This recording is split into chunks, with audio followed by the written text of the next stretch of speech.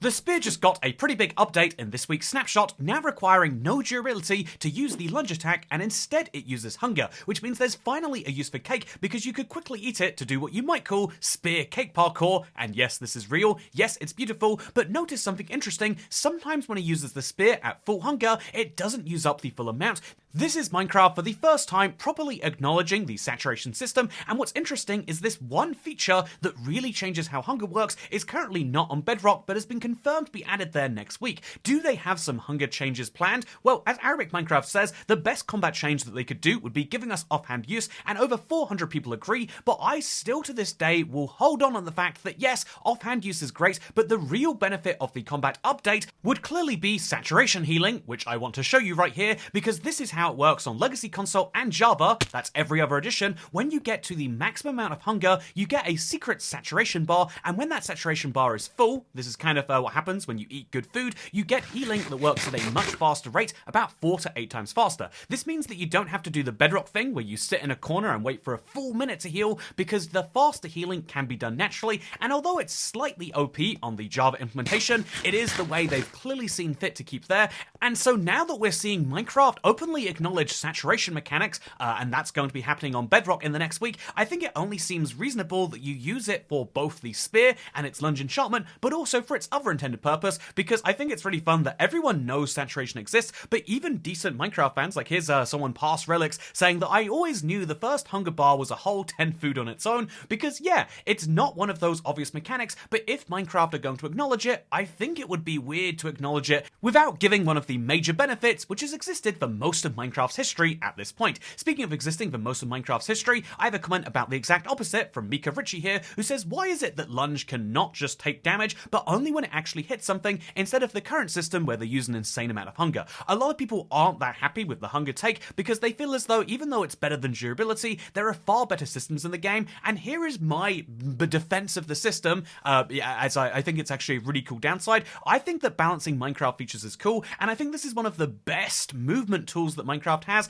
and so even though I think that it makes no sense for lunge to take durability when you don't hit something, that is against the established rules of Minecraft. You don't waste any durability when you pull back a bow if you don't end up shooting it. You don't use durability when you swing a sword when you haven't hit something, even though both of those things would damage the tools. And I would argue the reason that you need to use hunger is because this is such a great movement tool that it's like having a super sprint dash all in one, and it will actually fit into combat quite well, as opposed to if you just made it infinitely possible, you just make a wooden spear, you'd put lunge free on it, and you would use that all the time as an incredible tool, whereas now you have to balance out like, okay, do I want the spear to just be movement, or do I want it to also do great things as well? Because Epic Randomness makes a really good comment that a lot of people are trying to talk about the maximum case scenario of using the spear, but actually, as someone who dies a lot, the farther range on the spear is pretty nice even if it does less damage. You can hit with far less risk of being hit in return, and as someone who just beat Minecraft using the spear, this is its best case. It's really bad at big enemies, big groups of enemies. It's really bad when you just need to kill something right now, get it dead, but if you're just trying to keep something away from you, the spear is wonderful, and cleverly enough, it's not just the jab attack that's good for this, you can actually use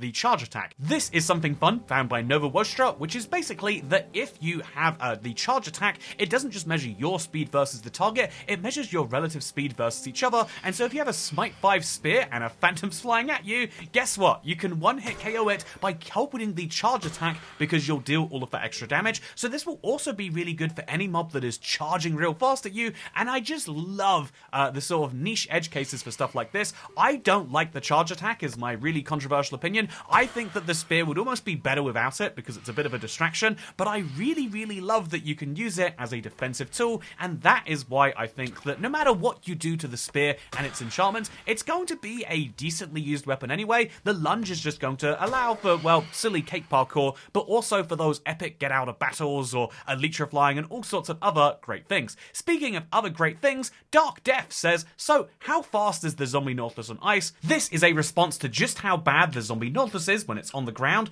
Obviously, this is something that is a bit of a flex in its own right, but if you want to use a zombie Nautilus as a mount, then it will get you places eventually, just like how a boat will eventually get you places on land. Although, funnily enough, the zombie Nautilus is even slower, but obviously, just like, a boat, you might therefore assume that the zombie Nautilus would go super fast on ice. Did you see how fast I just nudged him right there? That is very, very promising. He's attached to a lead, obviously, but how fast would he go if he's not? Well, let's take that lead off him, let's get on him with my spear, and let's find out right now. Let's go! Well, I mean, it might take a while to build up some speed, but, we'll do a charge attack.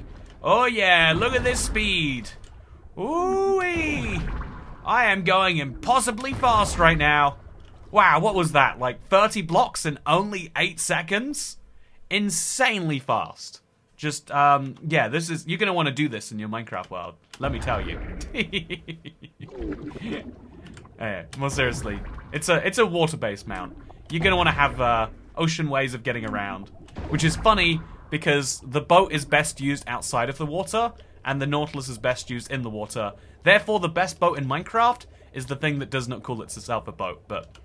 I'll leave silly pedantry aside for now. Speaking of silly pedantry, I wanted to share this silly idea because it does sound like something I do on a stream. So, Toycat, beat the Ender Dragon from the back of a zombie Nautilus is the next challenge. And honestly, I love this as an idea for a way to play Minecraft at a more relaxed pace. And speaking of playing Minecraft at a more relaxed pace, that's what I've been doing for a lot of playthroughs recently. And it's something that Quinn Hernick really appreciates, saying one of the big reasons I love watching and listening to your videos is you jump right into the social contract issues that have popped up due to an increase in internet use, but even more than that, you think through literally everything in an open-mind perspective, and you explore perspectives, present your opinion, always with a side of, this is my experience. And I just wanted to say that this was a very nice comment, but if you don't believe already that AI is a little overused, the fact that YouTube thinks, yeah, the best use case for AI is to have generated responses to comments, and ones that say things like, yes, I think one of the best things about my videos is how good they are, and just... I think that's hilarious, personally, and I don't know who is using that feature, but isn't that delightful? Speaking of things that are delightful, Croucher1R237 says, I low-key wish there were ender dragons flying around in the end, to be honest.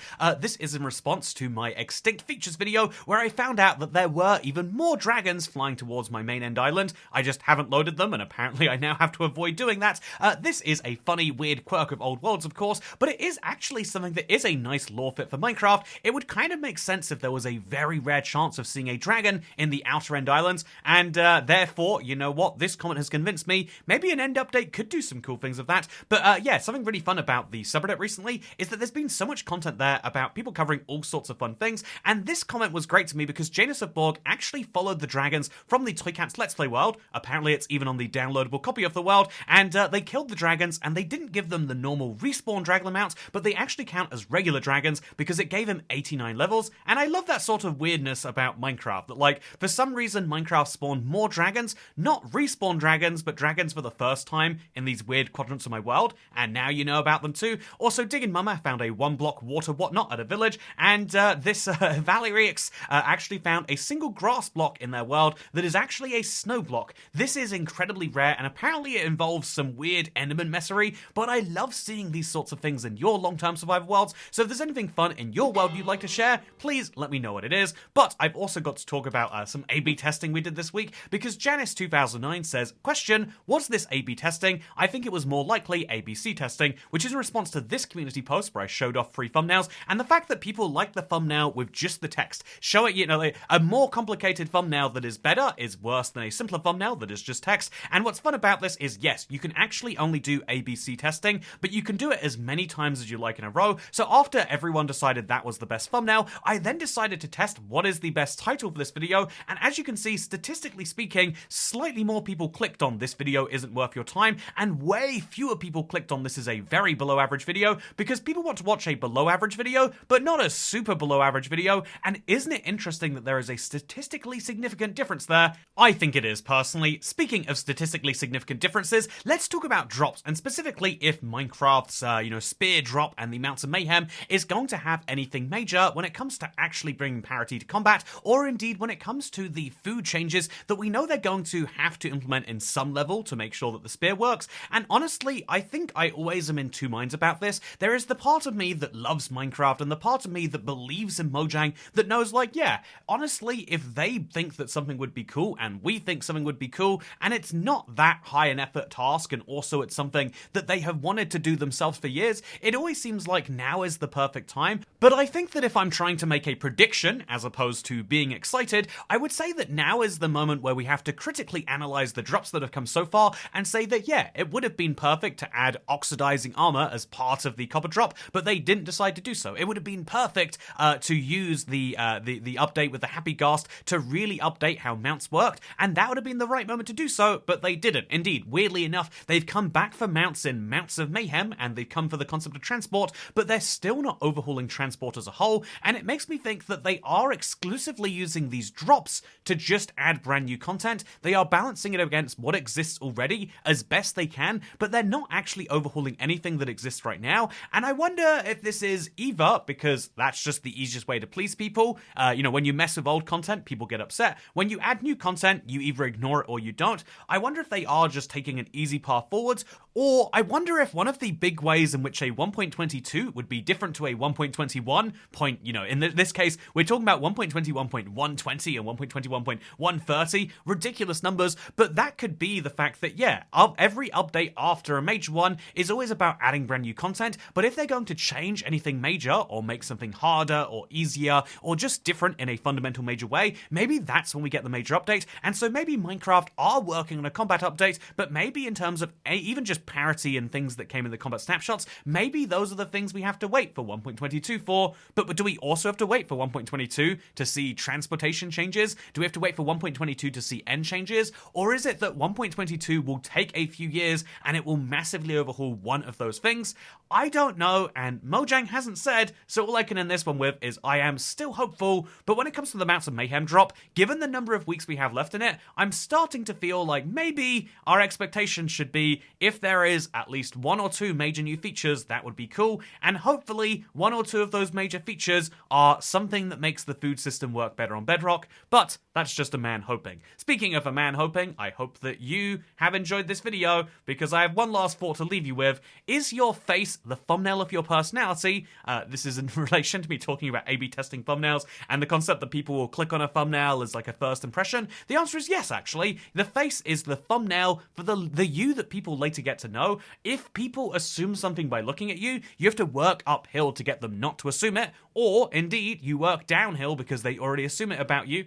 Is it called working downhill when you do? Anyway, with that said, remember that your face is your thumbnail, and therefore you should A/B test it. That actually isn't a terrible idea, but that's not the point of this video. The point is, you're beautiful no matter what, and I hope you have a beautiful day, because I'll see you in the next one. Okay.